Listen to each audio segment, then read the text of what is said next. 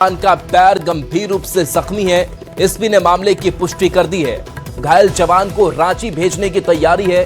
सुरक्षा बल नक्सली के बीच भी फायरिंग चल रही है। बाबू डेरा क्षेत्र में यह ब्लास्ट हुआ है तो लगातार नक्सलियों के ये मंसूबे, इसकी चपेट में एक कोबरा जवान आया है। सारंडा के जंगल में आईडी ब्लास्ट हुआ है। रुपेश प्रधान हमारे साथ न्यूज 18 संवाददाता फोन लाइन पर। रुपेश, ये आईडी ब्लास्ट और इसकी चपेट में हमारे जवान आते हैं, फिलहाल वहां से क्या अपडेट है?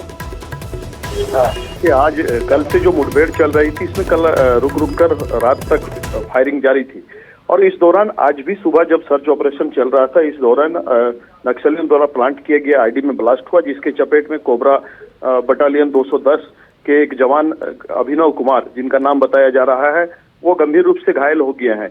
आईडी के ब्लास्ट के चपेट में आकर उनका पैर बुरी तरह जख्मी हो गया है और एसपी अमित रेणु ने इसकी पुष्टि की है। उन्होंने बताया कि घायल जो जवान है उसका घटनास्थल से रेस्क्यू कर पास जो भी हेलीपैड है वहां तक लाने का प्रयास किया जा रहा है, जिससे कि उसको जल्द से जल्द बेहतर इलाज के लिए एयरलिफ्ट कर रांची भेजा जा सके। अब तक जवान का एयरलिफ्टिंग हुआ है या नहीं हुआ है, ये जानकारी नहीं मिल पाई है, लेकिन अमित एसपी जैसे बता रहे थे कि जल्द उसका रेस्क्यू कर रांची भेजने की तैयारी की जा रही है। अभी भी उस क्षेत्र में फिर से मुठभेड़ फायरिंग जारी है और सुरक्षा बलों के जवान घेराबंदी कर नक्सलियों का जो मिसिर बेसरा का दस्ता है उसके साथ फायरिंग जारी है और सुरक्षा बलों द्वारा घेराबंदी कर इस ऑपरेशन को आगे बढ़ाया जा रहा है। जी चलिए, शुक्रिया रुपेश इस अपडेट के लिए आपका। और आज से बड़ी खबर, जहां पुष्पा हत्याकांड में हाईकोर्ट में सुनवाई हुई है। 48 घंटे में सैंपल लेने का आदेश कोर्ट की तरफ से दिया गया है। जीओसी मिलिट्री अस्पताल को आदेश दिया गया है कोर्ट की तरफ से। माता पिता के सैंपल लेने का निर्देश कोर्ट ने दिया है। बोकारो डीएसपी सिटी कोऑर्डिनेट करेंगे। बता दें कि रिम्स से कंकाल का डीएनए सैंपल लिया गया। कुल 29 सैंपल से इसका मिलान होगा। जीओसी अस्पताल की टीम सैंपल लेगी। सैंपल लेकर सीएफएसएल कोलकाता जाएगी। जल्द कंकाल का पोस्टमार्टम का आदेश भी कोर्ट ने दिया है। डीजीपी, आईजी, एसपी, एफएसएल निदेशक एसआईटी कोर्ट में पहुंचे थे। प्रार्थी बरामद कंकाल को दूसरे का बताया था। 21 जुलाई 2025 जब युवती लापता हुई थी।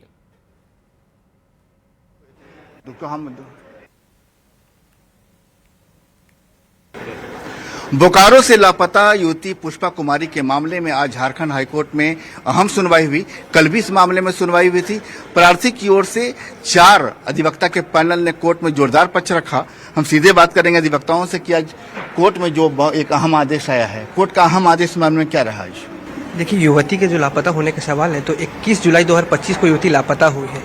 उसके बाद 4 अगस्त को एफआईआर दर्ज किया जाता है, जबकि सन्ना 24 जुलाई को आपका दे दिया गया है। तो कोर्ट का सबसे पहला प्रश्न ये था कि आप 10 दिन के बाद आप एफआईआर क्यों दर्ज करते हैं? तो इसका कोई जवाब नहीं था पुलिस के पास। उसके बाद क्या होता है कि इसमें सब्सिक्वेंट डेवलपमेंट जब होता है, तब अब जाके न्यूज़ आता है कि 11 तारीख को युवती का कंकाल, नर कंकाल बरामद हुआ है और वो भी चास कॉलेज में जहाँ युवती पढ़ती थी उससे 2 किलोमीटर दूर वहाँ पर नर कंकाल बरामद हुआ है। हमारा सबसे पहला एलिगेशन यही था, जो कंकाल है वो युवती का नहीं है, क्योंकि अब अगर कंकाल को अब देखा जाएगा तो उसे देख के ही लगता है कि जो कंकाल है वो कुछ करीबन 2-3 साल पुराना है। और उनका ये कहना था कि जो कंकाल है एक झाड़ी के पीछे फेंका हुआ था। अब जाहिर सी बात है कि अगर कोई कंकाल झाड़ी के पीछे अगर बस यूं ही फेंका हुआ हो तो उसमें बदबू तो आएगी आसपास के एरिया में, बट ऐसा कुछ नहीं पाया गया और कोई कुछ नहीं कहता। तो ये हमारी तरफ से संदेह में है कि ये जो कंकाल है ये युवती का नहीं है। जी, अभी पोस्टमार्टम हुआ नहीं है, अभी रिपोर्ट्स हमारे पास आई नहीं है। आज भी जो अपीयर किए थे एजी सर, हमारे सब लोग स्टेट साइड से जितने लोग भी अपीयर किए, तो आदेश यही आया है कि रिपोर्ट्स आने में थोड़ा टाइम लगेगा। तो जो सैंपल्स को है रिम से कलेक्ट करेंगे। टोटल 29 पैकेट्स में सैंपल्स हमें मिले हैं, उसको कलेक्ट करके हम लोग भेजेंगे मिलिट्री हॉस्पिटल नाम को।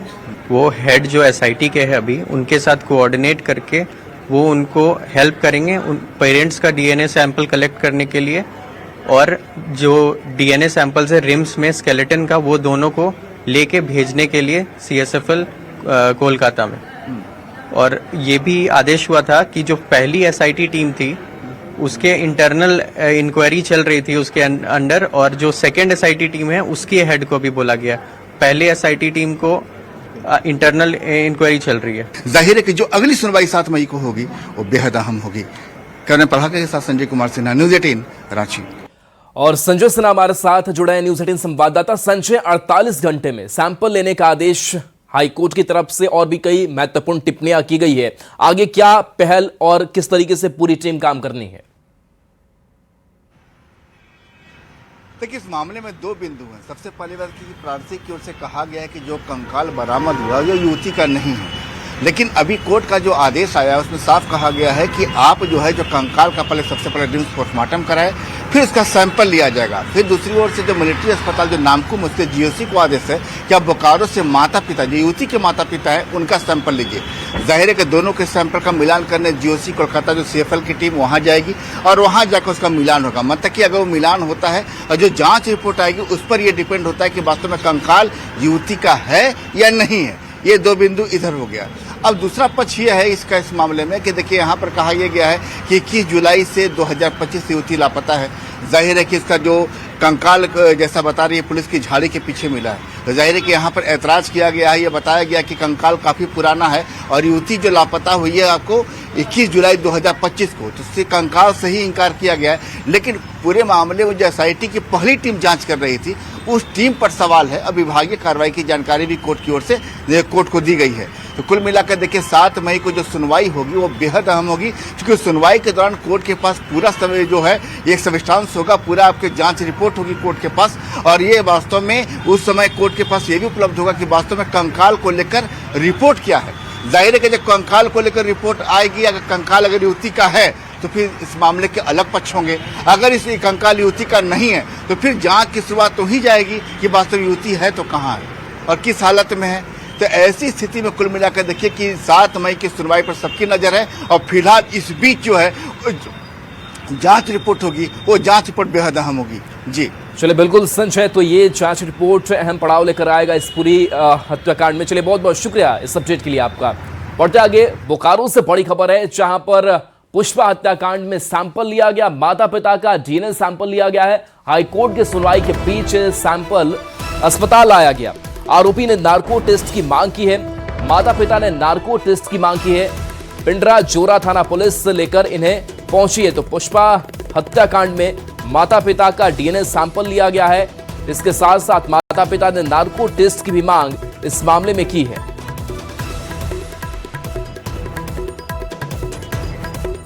तो आरोपी ने नार्को टेस्ट की मांग की है। तो देखिए, सवाल अब भी कई इस हत्याकांड को लेकर है, क्योंकि साफ तौर से इनकार किया गया है परिवार वालों की तरफ से कि जो नरकंकाल मिला वो सेवती का नहीं है। और ऐसे में हाईकोर्ट ने जो आदेश दिया है सैंपल कलेक्शन का, और उन सब के बीच माता पिता का DNA सैंपल लिया गया है। लड़की का अंकल मिला ना, तो उसी के लिए जांच हो रहा है मम्मी पापा का। उसी के आधार से प्रशासन लोग लेके आए हैं, प्लाट ले लिया मेरा पति का DNA। वो तो बोला तुम्हारा लड़की का जो कंगन ये सब मिला है उसमें मैच करेगा, जब वास्तविक आपका लड़की है कि नहीं ये सब होगा। क्या लग रहा है आप लोग को लड़की नहीं है? हम लोग तो अभी हम लोग को तो कुछ पता नहीं, जो उसमें मिल रहा है तो वही लड़की होगा, दूसरा कैसे हम लोग बोल। और हम लोग शुरू से ही बोले थे जो भी किया है दिनेश से किया है, अभी भी बोल रहा है। और मृत्युंजय हमारे साथ न्यूज़ 18 संवाददाता फोन लाइन पर। मृत्युंजय, ये पूरा मामला एक तरफ हाईकोर्ट देख रहा है, दूसरी तरफ सैंपल भी DNA सैंपल लिया गया है माता पिता का, क्या अपडेट है? देखिए, मैं आपको बता दूं कि आज हाईकोर्ट में इसको लेकर सुनवाई थी। DGP से लेकर SP और SIT टीम को बुलाया गया था और यह नाराजगी जताई गई थी कि आखिर DNA सैंपल क्यों नहीं लिया गया केस में, और जो नरकंकाल मिला है उसका FSL रिपोर्ट क्या है, इसका पोस्टमार्टम कराया गया है या नहीं गया है। लेकिन जिस समय हाईकोर्ट में सुनवाई हो रही थी उसी से पहले पिंडाजोरा थाना पुलिस ने माता पिता को सदर अस्पताल लाया, जहां उनका DNA सैंपल कराया गया है। DNA सैंपल को जो है पैक कर दिया गया है और उसे जो कोर्ट का निर्देश होगा उसी के तहत उसे भेजा जाएगा। तो हम कह सकते हैं कि जिस प्रकार से नरकंकाल बरामद हुआ, क्योंकि वह जो इलाका है वो जंगली इलाका है और उस इलाके में जो है काफी जो है जानवरों को भी लोग जो है मार कर फेंकने का काम करते हैं। ऐसे में एक बड़ा सवाल है कि इतने दिनों बीत जाने के बाद भी लोगों का ध्यान इस ओर क्यों नहीं गया, क्योंकि लोगों की आवाजाही है, लोग ग्रामीण क्षेत्र का इलाका है। तो यह संदेह कहीं ना कहीं माता पिता को भी हो रहा है कि आखिर सैंपल किसका है। इसको लेकर कोर्ट के निर्देश पर जो है वो सैंपलिंग किया गया है। अब देखना यह है कि कोर्ट के निर्देश के बाद उसे कोलकाता भेजने की बात कही जा रही है। अब जैसे ही जांच रिपोर्ट आएगा उसके बाद ही पता चल पाएगा कि क्या जो कंकाल पुष्पा का बरामद पुलिस दावा कर रही है वो पुष्पा का ही कंकाल है या फिर दूसरे का है। यह जांच के बाद ही पता चल। लेकिन माता पिता जो हैं अभी भी कह रहे हैं कि जो आरोपी है उसका नार्को टेस्ट जरूरी है, कि आखिर वह क्या छुपा रहा है और क्या जो पुलिस को नहीं बता पा रहा है। जी चलिए, शुक्रिया इस अपडेट के लिए आपका। हजारीबाग से बड़ी खबर, जहां के चरही थाना क्षेत्र में स्कूल से जुड़ा सनसनीखेज मामला सामने आया है। स्कूल की 20 से ज्यादा छात्राओं ने स्कूल के हेडमास्टर पर छेड़खानी का गंभीर आरोप लगाया और 1098 चाइल्ड हेल्पलाइन पर शिकायत दर्ज कराई, जिसके बाद मामले पर कार्रवाई की गई और छात्राओं के परिजनों ने थाने में कार्रवाई के लिए आवेदन दिया और थाने में प्राथमिकी दर्ज कराई गई, जिसके बाद सभी पीड़ित छात्राओं को कोर्ट के सामने पेश किया जाएगा और सभी की मेडिकल जांच होगी। मामले को लेकर परिजनों के बीच आक्रोश है और मामले को लेकर एसडीपीओ वैद्यनाथ प्रसाद ने खुद घटना स्थल पर पहुंचकर मामले की जांच करने और दोषियों पर कार्रवाई करने की बात कही है। स्थानीय लोगों से बातचीत की तो मुझे लगा था कोई भी ऐसी 2 लड़की हैं जिनके साथ ऐसा हुआ है, क्योंकि CWC में सिर्फ 2 लड़की आई थी स्टार्टिंग में जिन्होंने हेल्पलाइन नंबर में कॉल किया था। तो जब मैं वहाँ पे लड़कियों से बात करी सर, तो मुझे ये ताजुब हुआ कि तमाम बच्चियाँ, कम से कम 18 से 20 बच्चियां हैं, उम्र है 8 से 10 साल, 12 से 13 साल, इससे ज्यादा बड़ी नहीं है। सब लोग मुझसे लिपट के रो के कहने लगी कि हमारे प्राइवेट पार्ट को छूता था। तो आज जब मैंने उनको हौसला दिया तो उन्होंने बोला कि ठीक है, अब हम बोलेंगे, लड़ेंगे। तो जब हमारी बातचीत हुई तो उससे ये हमें समझ में आया है कि बच्चों के साथ यौन अपराध हुआ है और FIR दर्ज करने के लिए कहा गया है। जैसे ही FIR दर्ज हो जाती है फिर आगे हम और कार्रवाई अपने CWC की ओर से करेंगे, जहां बच्चों के लिए हम रिहेबिलिटेशन का काम करते हैं और बच्चियों को आगे हम देखेंगे। जमशेदपुर से बड़ी खबर, जहां एक बार फिर से स्वर्ण रेखा नदी के पास मिसाइल बम मिला है, जिसके बाद इलाके में सनसनी मच गई है। बरामद बम का वजन 200 किलो से ज्यादा बताया जा रहा है। बम की जानकारी मिलते ही पुलिस मौके पर पहुंची है। जानकारी के मुताबिक बहरागोड़ा के पानीपोड़ा में मछली पकड़ने गए लोगों को बम मिला था। बता दें कि इससे पहले भी इलाके में 2 मिसाइल बम मिल चुके हैं, जिसे सेना के जवानों ने डिफ्यूज कर दिया था। फिलहाल सुरक्षा एजेंसियां अलर्ट है और मामले की जांच जारी है, लेकिन बार बार बम मिलने से इलाके की सुरक्षा व्यवस्था पर सवाल खड़े हो रहे हैं। अब देखिए, सवाल भी कई है, जमशेदपुर में अचानक ये बम कहां से आ रहे हैं, और सवाल ये भी है कि क्या किसी बड़ी साजिश का यह बम हिस्सा है, और सवाल यह भी कि क्या यह भी युद्धकालीन बम है।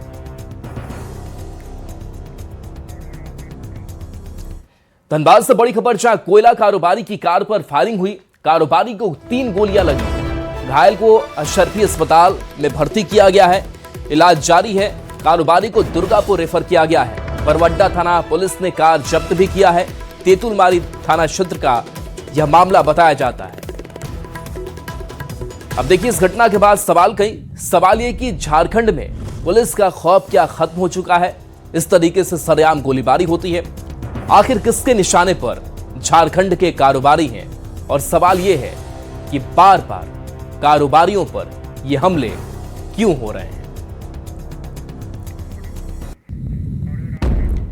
जमशेदपुर से बड़ी खबर, जहां 2 फाइटर जेट आसमान में दिखे हैं। आसमान में एक्सरसाइज करते ये फाइटर जेट दिखे हैं सुनारी एयरपोर्ट पर। ये लैंड नहीं हुए, आसमान में चक्कर लगाते हुए ये नजर आए। एयरपोर्ट अथॉरिटी ने इसकी पुष्टि हालांकि नहीं की है। फाइटर प्लेन दिखने से लोगों में हड़कंप मच गया। कोलकाता के कालाकुंड के दोनों ये जेट बताए जाते हैं। तो ये तस्वीर देखिए, फाइटर जेट आपको आसमान में उड़ान भरते हुए दिखाई दे रहे हैं। तेज आवाजें इस जेट की गूंज रही है। आसमान में एक्सरसाइज करते हुए ये दिखाई दे रहे हैं। बताया जा रहा है कि सुनारी एयरपोर्ट पर ये लैंड फाइटर जेट नहीं हुए, आसमान में चक्कर लगाते हुए दिखाई दी, जिसके बाद से लोगों ने इसे अपने मोबाइल के कैमरे में कैद भी किया। लोगों के बीच एक सनसनी भी फैली, हड़कंप भी मचा। एयरपोर्ट अथॉरिटी ने कुछ पुष्टि नहीं की है और इस बीच बताया जाता है कोलकाता के कालाकुंड के दोनों ये जेट बताए जाते हैं।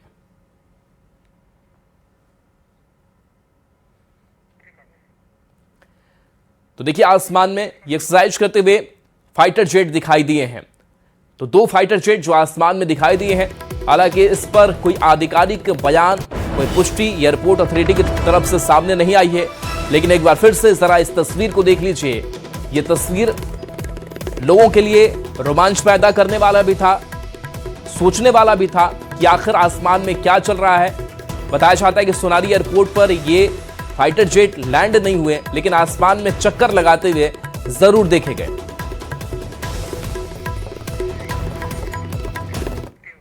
बढ़ते आगे कोडरमा से बड़ी खबर है, जहां के तिलैया थाना क्षेत्र में पटना NH-20 के तिलैया बस्ती अंडरपास के ठीक ऊपर एक युवक का संदिग्ध अवस्था में शव बरामद किया गया है। मृतक की पहचान इंदरवा बस्ती के निवासी के तौर पर हुई है। मृतक के भाई के मुताबिक मृतक बुधवार की दोपहर अपने घर से बाइक पर सवार होकर कहीं निकला था, लेकिन देर शाम तक नहीं लौटा और फिर गुरुवार की सुबह राहगीरों ने सड़क किनारे गोलू का शव देखा। परिजनों ने हत्या कर शव के सड़क किनारे फेंके जाने की आशंका जताई है। 10-11 बजे तक आए थे घर में, उसके बाद से फिर गए हैं तो नहीं आए गए। तो खोजबीन नहीं किया आप लोग? नहीं, तो जैसे दिन में तो ऐसे जाते रहते हैं ना काम पे, दिन में बात नहीं हुआ। फिर रात में बात हुआ था 7 बजे 8 बजे के करीबन, उसके बाद फिर बात नहीं हो पाया। तो क्या सूचना मिला? सुबह कैसे जानकारी मिला कि यहाँ पर? सुबह भैया आए थे, भैया के दोस्त आए थे, वही बताए। हजारीबाग के एक डैम में युवक का शव मिलने से इलाके में सनसनी फैल गई। बताया जा रहा है कि हजारीबाग के पिलावल थाना क्षेत्र में छड़वा डैम में एक युवक का शव मिला। मॉर्निंग वॉक पर निकले लोगों ने पानी में तैरता शव देखा, जिसके बाद तुरंत पुलिस को सूचना दी गई। मौके पर पुलिस पहुंची, शव को पोस्टमार्टम के लिए शेख भिखारी मेडिकल कॉलेज अस्पताल भेजा गया है। बताया जा रहा है कि एक युवती के साथ संबंध को लेकर घर में विवाद हुआ था। शव पर चोट के निशान होने की वजह से पुलिस इस मामले को संदिग्ध मान रही है। हत्या है या आत्महत्या, इस बात का खुलासा तो पोस्टमार्टम के बाद ही होना है। जो जानकारी हासिल हुई है, बालूमाथ में ही कोई ब्यूटी पार्लर वाली लड़की के साथ कुछ मामला वीडियो बनाया था, तो घर वाले लोग उसको कुछ डांट उट किए, तो यहाँ आकर के जो है सो छड़वा डैम में वो अपने आप आत्महत्या कर लिया। खबर गुमला से है, जहां के सिसई प्रखंड में अंबेडकर जयंती के मौके पर मंच भरभराकर टूट गया। मंच पर ज्यादा लोगों के चढ़ने के कारण हादसा हो गया। मंच पर सिसई विधायक जिग्गा सुसारण होरो भी मौजूद थे। विधायक भी मंच से नीचे गिर गए और बाल बाल बचे हैं। घटना में कुछ लोगों को हल्की चोटें भी आई है, लेकिन कोई गंभीर रूप से हताहत नहीं हुआ। मंच टूटने का ये वीडियो है, सोशल मीडिया पर वायरल हो रहा है। वीडियो 14 अप्रैल का बताया जाता है।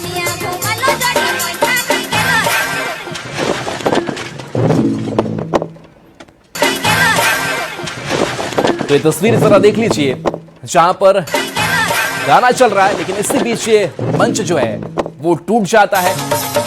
जो गाना बज रहा है वो गाना बंद हो जाता है। हालांकि राहत की बात की, किसी के हताहत होने की कोई खबर नहीं है, लेकिन जब ये हादसा हुआ, मंच पर सिसई के विधायक जिग्गा सुसारण होरो भी मौजूद थे।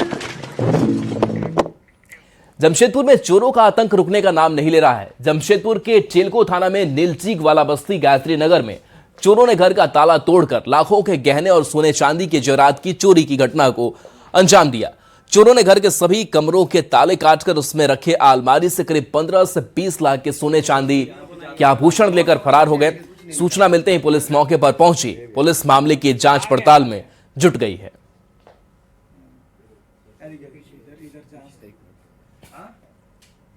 चार भाई रहते हैं, तो 4 भाई में 3 भाई हम लोग नामदा बस्ती में, सिर्फ के एक भाई यहाँ पे रहता है।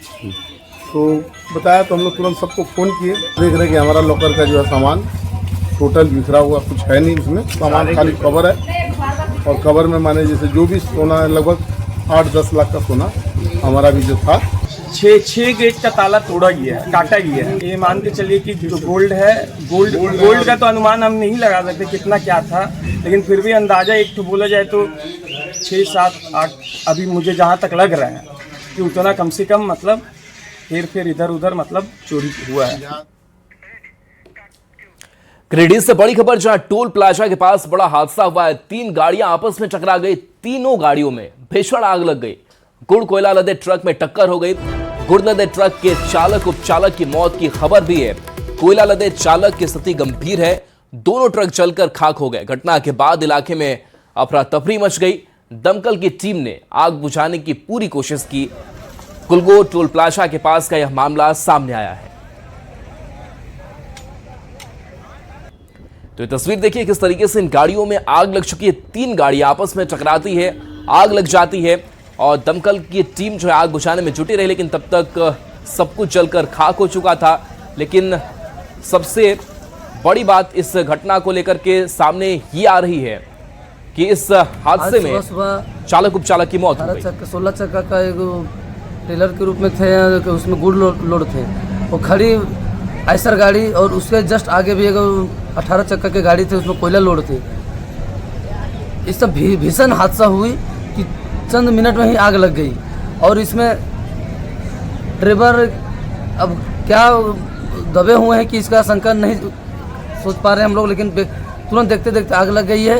और यहाँ के स्थानीय डीवीएल के द्वारा, जो हम लोग ग्रामीणों के द्वारा आवाज़ गुहार लगाने पर तुरंत पानी मंगाए टैंकर से और उसी से कुछ काबू करने का प्रयास किए, लेकिन काबू नहीं कर पाए। फिर भी एक गाड़ी को हम लोग प्रयास किए पर कुछ काबू कर पाए। पश्चिम बंगाल में होने वाले विधानसभा चुनाव को लेकर राजनीतिक सरगर्मी तेज हो गई है। जेएमएम के केंद्रीय अध्यक्ष और झारखंड के मुख्यमंत्री हेमंत सोरेन तृणमूल कांग्रेस टीएमसी के समर्थन में पश्चिम बंगाल में चुनाव प्रचार करने जाएंगे। झारखंड में जेएमएम, आरजेडी और कांग्रेस के गठबंधन की सरकार है। ऐसे में बंगाल चुनाव में जेएमएम का टीएमसी के पक्ष में प्रचार करने को लेकर सियासत तेज हो गई है। बीजेपी ने जेएमएम और कांग्रेस के बीच बढ़ रही दूरी को नौटंकी करार दिया, तो वहीं जेएमएम ने गठबंधन में खटास की बात से इनकार किया और कांग्रेस ने सभी दलों का अपना एजेंडा होने की बात कही।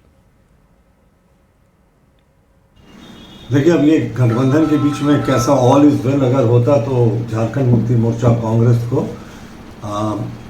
काला नाग या विषधर सांप नहीं कहती। और जो उनके प्रभारी हैं कांग्रेस के राजू साहब, उन्होंने तो सीधे तौर पे कह दिया कि मुख्यमंत्री का माइनिंग विभाग माइनिंग माफिया चला रहा है, यानी मुख्यमंत्री जी पे ही भरोसा नहीं।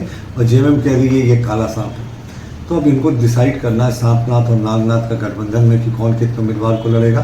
देखिए, गठबंधन तो झारखंड में है हम लोगों का और है मजबूती से, इस बात को भी मैं मानता हूँ। लेकिन जब हम सरहद पार करेंगे, अपनी सीमाओं को पार करेंगे, बिहार में भी हमने प्रयास किया था, हमें कोई स्थान नहीं मिला। हम बंगाल में जिस दल को सपोर्ट करना है, जो तय किया है हमारी पार्टी ने, हम उसे सपोर्ट कर रहे हैं। ये अपनी अपनी रणनीति है हर राजनीतिक दल का। हम पूरी मजबूती के साथ बंगाल का चुनाव लड़ रहे हैं और हम ये जरूर कह सकते हैं दावे के साथ कि कांग्रेस पार्टी एक मजबूत विकल्प के रूप में बंगाल में खड़ी है, जहां वो टीएमसी को भी हराएगी और वहां भारतीय जनता पार्टी को भी हराने का काम करेगी। जमशेदपुर में नारी शक्ति वंदन अधिनियम के प्रावधानों की जानकारी देने और जागरूकता फैलाने के उद्देश्य से एक विशेष सम्मेलन का आयोजन किया गया। बिष्टुपुर स्थित माइकल जॉन सभागार में आयोजित इस कार्यक्रम में बड़ी संख्या में महिलाओं की भागीदारी रही। सम्मेलन में जिले के सांसद विद्युत वरण महतो, पूर्व सांसद गीता कोड़ा, जमशेदपुर पूर्व की विधायक पूर्णिमा साहू मौजूद रही।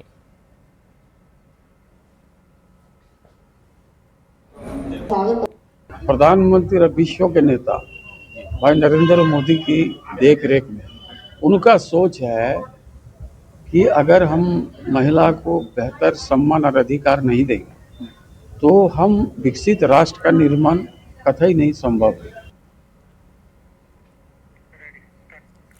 तो देखिए, महिला आरक्षण बिल नारी शक्ति वंदन संशोधित अधिनियम आज सदन के विशेष सत्र में पटल पर रखा गया। इस बिल को लेकर महिलाओं के मन में क्या है, वो इस बिल के बारे में क्या सोचती है, उनके अंदर महिला आरक्षण बिल को लेकर कितना उत्साह है, इसको जानने के लिए महिलाओं से बात की हमारे संवाददाता ने।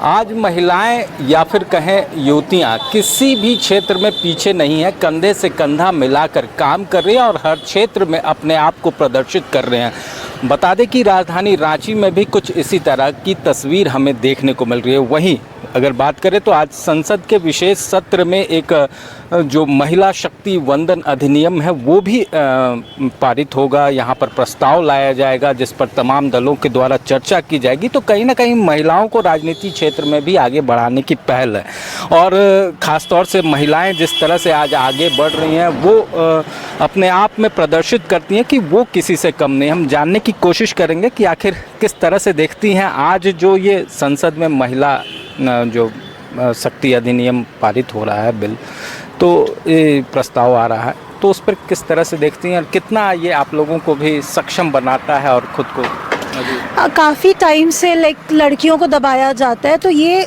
एक हमारे लिए बहुत ज़्यादा प्रोत्साहन की बात है कि हमें मोटिवेट किया जाता है, हमारे लिए नियम हमारे लिए सोचा जा रहा है। फाइनली हमें भी सोसाइटी में क्षेत्र में कुछ महत्व मिल रहा है, हम भी कुछ बोल सकते हैं, कर सकते हैं। ये बहुत ही अच्छा एक इनिशिएटिव है एंड वुमेन को एक एम्पावरमेंट दिया जा रहा है, एक मोटिवेशन दिया जा रहा है जो मुझे लगता है कि आज बहुत कुछ बदल रहा है। नहीं, बहुत अच्छा है क्योंकि पहले महिलाओं को तो घर से बाहर भी निकलने का नहीं था, लेकिन आज हम लोग भी अपने बच्चों को आगे कर रहे हैं, हम भी आज घर से बाहर निकल रहे हैं कि हम भी कुछ कर सकते हैं।